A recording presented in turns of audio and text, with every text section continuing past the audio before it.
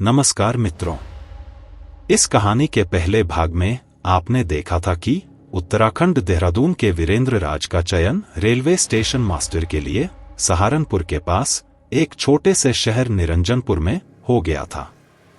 पूर्णमासी की रात होने की वजह से गांव के सभी लोग सूर्यास्त के बाद से ही अपने अपने घरों में कैद हो चुके थे।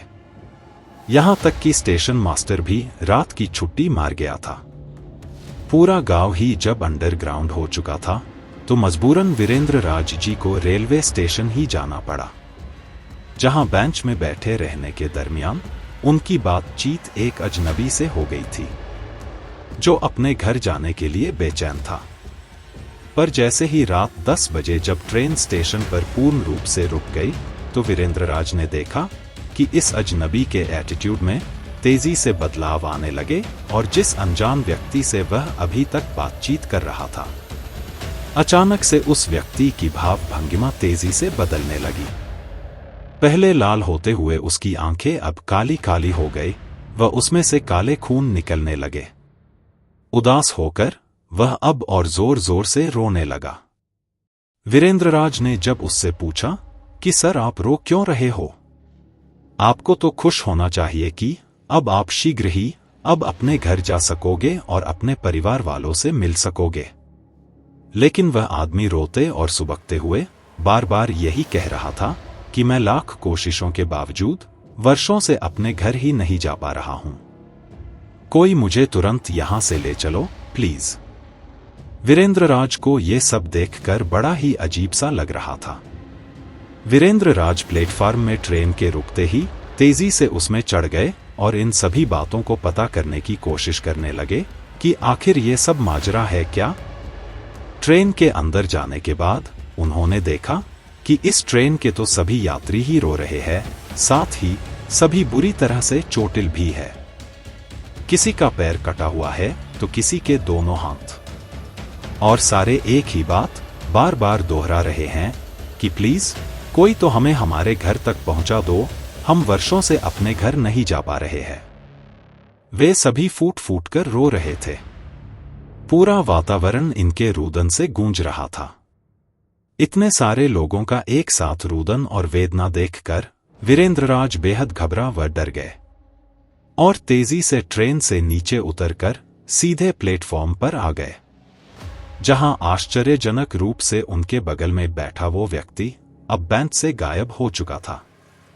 इतना ही नहीं, ट्रेन के स्टेशन में आने के पहले जो व्यक्ति वीरेंद्र राज से घर लौटने की बातें कर रहा था, रो रहा था, वही आदमी अब उसी ट्रेन जो अभी अभी आकर रुकी थी के अन्य यात्रियों के साथ प्लेटफॉर्म पर नीचे एक यात्री के रूप में आते हुए दिखाई दे रहा था और वीरेंद्र राज के पास आकर पुनः फूट फूट कर रोने लगता है कि प्लीज हम सब की मदद करो, हमें हमारे घर परिवार वालों से मिलवा दो।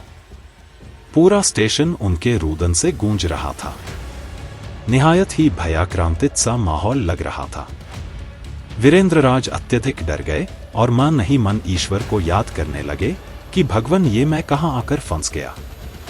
वीरेंद्र राज फौरन वहां से भागने की कोशिश करने लगे, परंतु पूरे स्टेशन में उन्हें छिपने की एक भी जगह नहीं मिली, क्योंकि हर जगह उस एक्सीडेंटल ट्रेन के रोते बिलखते खून से लथपथ यात्री उन्हें मिल जाते और उन पर जॉम्बिस जैसे झूम जाते और कहते, हमें हमारे घर पहुंचा दो, हम खुद से वहां नहीं जा सकते, प्लीज हमारी मदद करो।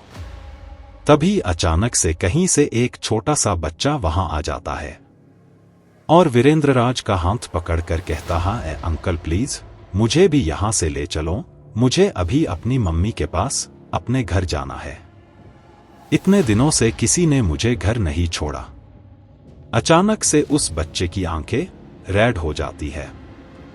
ये देखते ही वीरेंद्र राज बेहोश हो जाते हैं। काफी देर बाद जब उनकी आंखें खुलती है तो देखते हैं कि काफी लोग उसके आसपास खड़े हुए थे और सभी उन्हें चारों ओर से घेरे हुए खड़े हुए हैं।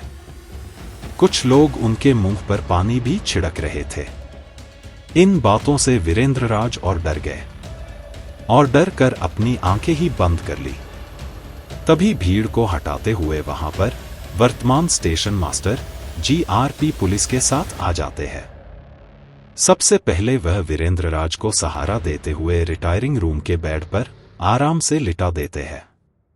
वीरेंद्र राज को जोर की भूख भी लगी हुई थी, इसीलिए सारी बातें छोड़कर सबसे पहले उन्होंने अच्छे से नाश्ता किया, चाय पी। फिर उस स्टेशन मास्टर की तरफ गुस्से से देखा। पहले तो उन्हें उस पर बहुत क्रोध आ रहा था कि समय पर सूचना देने के बावजूद कल रात वह स्टेशन पर मिलने क्यों नहीं आए। पर उन्होंने इन बातों को नजरअंदाज करते हुए सबसे पहले इस घटना की पूरी जानकारी मांगी। तो स्टेशन मास्टर ने कहा कि सर, कल पूर्णमासी की रात थी।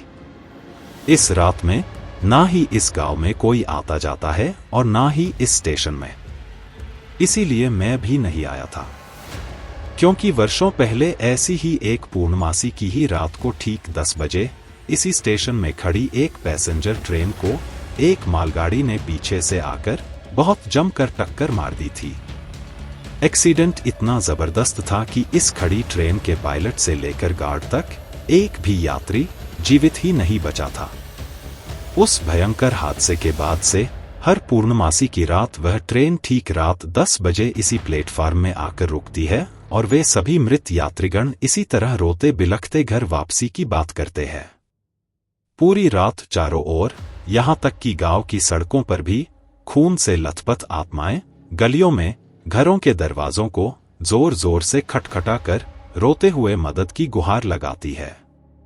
इतना ही नहीं, पास ही 300 लोगों की आबादी का एक गांव है। इन मृत यात्रीगणों की आत्माएं उस गांव तक में पहुंच जाती हैं और जोर जोर से दरवाजा खटखटाती है, पर एक भी गांव वाला गलती से भी दरवाजा नहीं खोलता, क्योंकि अगर उसने खोला तो उसका पूरा परिवार अगले दिन दर्दनाक मौत का शिकार मिलता है।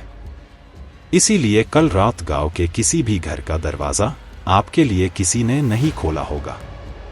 कई बार तो ये लोग लहूलुहान, किसी का एक हाथ कटा हुआ, किसी का एक पैर कटा हुआ, किसी के दोनों पैर कटे हुए, जमीन पर घिसकते हुए ये आपके पास आकर रोते हुए घर पहुंचाने की मांग करते हैं और ऐसा ना होने पर उसे मार डालते हैं। आपसे पहले आज तक शायद ही कोई ऐसी वारदात के बाद जिंदा बचा हो। आप तो बहुत भाग्यशाली है सर। वीरेंद्र राज जी ने आदि गुरु शुक्राचार्य का मन ही मन धन्यवाद किया और बगुलामुखी माता को भी याद किया। अब यह आज से ये वीरेंद्र राज नास्तिक से आस्तिक बन चुका था। बस फिर क्या, वीरेंद्र राज जी ने उसी समय स्टेशन में वापसी के लिए प्लेटफार्म में खड़ी एक ट्रेन में फौरन से पहले जाकर बैठ गए और हमेशा के लिए इस भूखे रेलवे स्टेशन व नौकरी को अलविदा कहकर सही सलामत अपने घर को लौट आए।